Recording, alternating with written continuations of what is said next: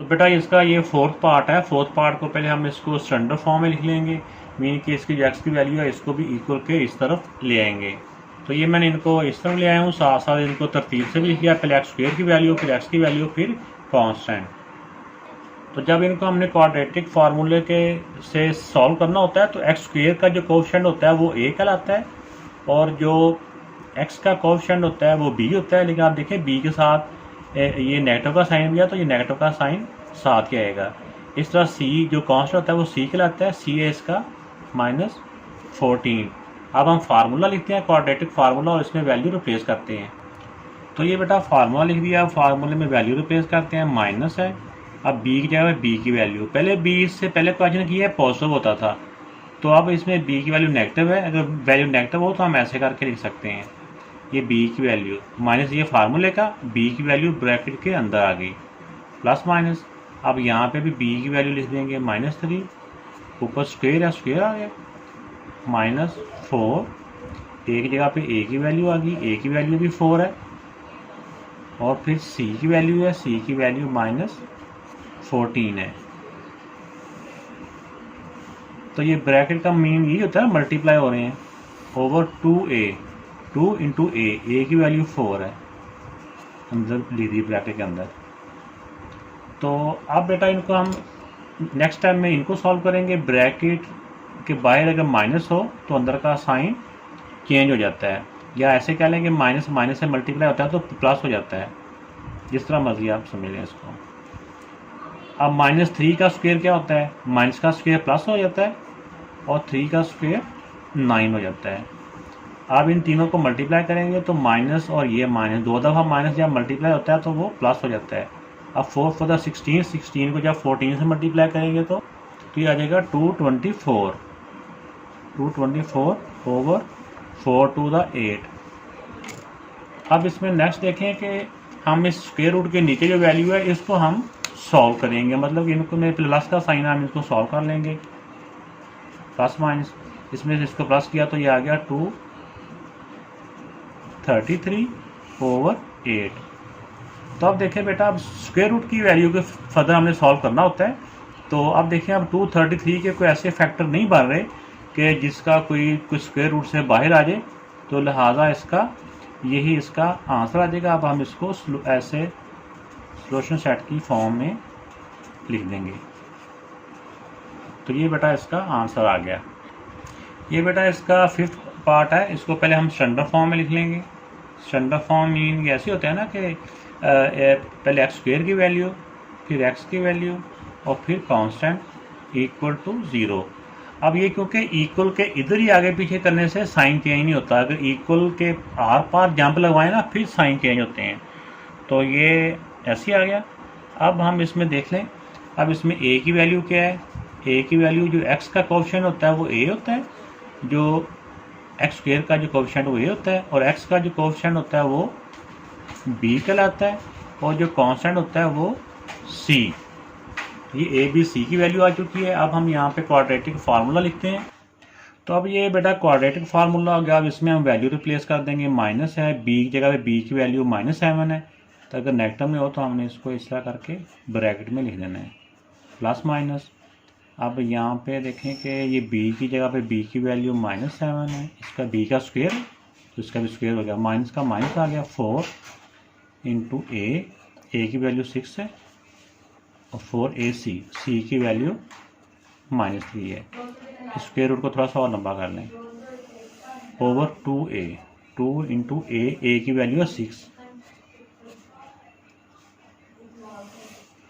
तो अब देखें बेटा कि इसमें हमने करना है कि ये माइनस और ये माइनस मल्टीप्लाई हो रहे हैं, तो ये हो जाएगा +7, प्लस माइनस, माइनस का स्क्वायर प्लस होता है और 7 का स्क्वायर 49। अब इन तीनों को मल्टीप्लाई करना है, देखना है इसमें एक माइनस ये है, एक माइनस ये है, दो माइनस जब आपस में मल्टीप्लाई होते हैं तो माइनस माइनस मल्टीप्लाई होकर प्लस हो जाते हैं। तो इन तीनों को मल्टीप्लाई करेंगे हम, 72 ओवर 6 टू द 12। इनको देखें बेटा आपके, ये 7 प्लस माइनस 72 में 49 बेटा प्लस करें तो ये आ जाता है 121। ओवर 12। अब देखें मेरा बेटा कि जो 121 का स्क्वायर रूट है, ये 121 किसका स्क्वायर होता है? 121 11 का स्क्वायर होता है। तो 121 का स्क्वायर रूट क्या होगा? 11। 7 प्लस माइनस 11 ओवर 12। तो अब ये x की वैल्यू ये आ चुकी है। अब अगर ये नंबर बगैर स्क्वायर रूट के हो तो हम इनको आपस में प्लस माइनस कर सकते हैं। तो एक दफ़ा हम इनको प्लस के साथ लिख देंगे, एक दफ़ा इसको हम माइनस के साथ लिख देंगे। x equal to 7 plus 11 over 12, और ये प्लस के साथ लिखा है, अभी एक दफ़ा माइनस के साथ। x equal to 7 minus 11 over 12। तो अब देखें इनको 11 में 7 प्लस किए तो 18 ओवर 12। अब 18 ओवर 12 सेम टेबल से कट करें तो 6 के टेबल से 6 2 द 12, 6 3 द 18। तो ये मेरा बेटा इसका आंसर आ गया 3/2। इस तरफ इस तरफ आ जाए, ये भी डिफरेंट साइन है, माइनस हो गए। 11 से 7 माइनस किया 4 और ग्रेटर नंबर का साइन ओवर 12। अब ये दोनों आपस में सेम टेबल से कट हो रहे हैं, 4 1 द 4, 4 3 द 12। तो अब ये इसका बेटा मेरा बेटा आंसर आ गया -1/3।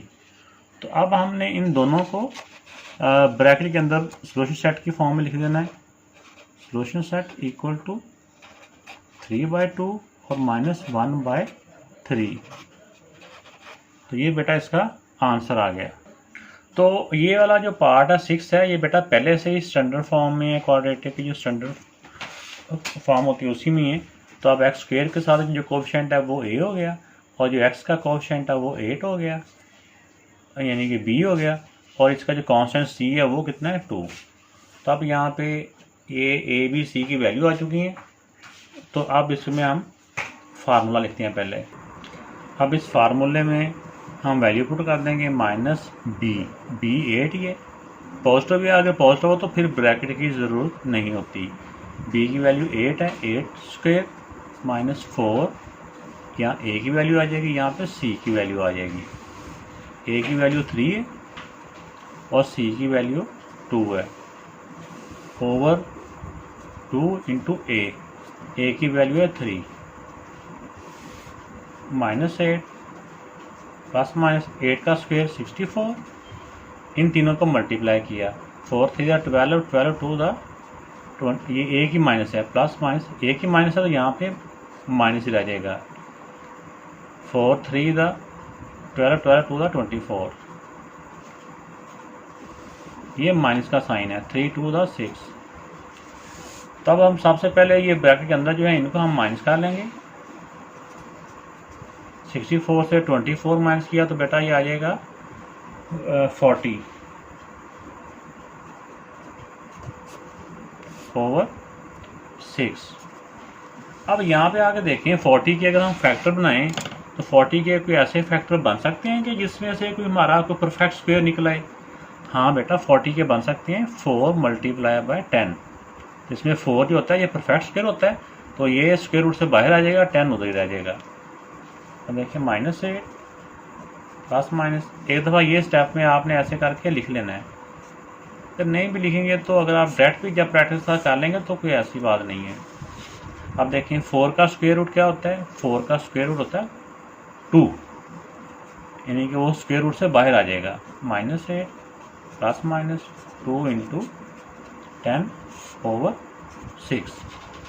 अब इस स्टेप में आके हमने देखा कि यहाँ पे अगर हम इन दोनों में से 2 कॉमन आ रहा है, और फिर जब 2 कॉमन आएगा वो 6 के साथ कैंसलेशन भी उसकी हो जाएगी। तो अब इसमें से 2 कॉमन ले लें, बाकी रह गया इधर 2 को किससे मल्टीप्लाई करें? 8 आता है 4 से, प्लस माइनस इन दोनों में से 2 कॉमन में गया, बाकी यहाँ पे रह गया 10 अंडर रूट करें या स्क्वायर रूट करें ओवर 6। अब इसमें देखें कि ये जो 2 कॉमन लिया है ये 6 के साथ कैंसिल हो रहा है। 2 1 द 2, 2 3 द 6। कुछ बच्चे कह रहे होंगे हम यहाँ पे क्यों नहीं कैंसिल कर लिया? बेटा जब दरम्यान में प्लस माइनस आ रहा हो ना, वैल्यू और भी टर्म्स हों, तो फिर हम एक टर्म्स के साथ उसको कैंसिल नहीं कर सकते। अब ये जो 2 है ये 2 इन सब से मल्टीप्लाई हो रहा है, तो अब इसके साथ इसको हमने कैंसिल कर दिया। अब इसको ये इसका आंसर आ चुका है, ये ओवर 3। इसको अब हम एक दफ़ा ऐसे लिख लेंगे, x इक्वल टू ये, और नेक्स्ट टाइम में हम लिख देंगे S in solution set equal to -4 ± 10/3। तो ये मेरा बेटा इसका आंसर आ गया।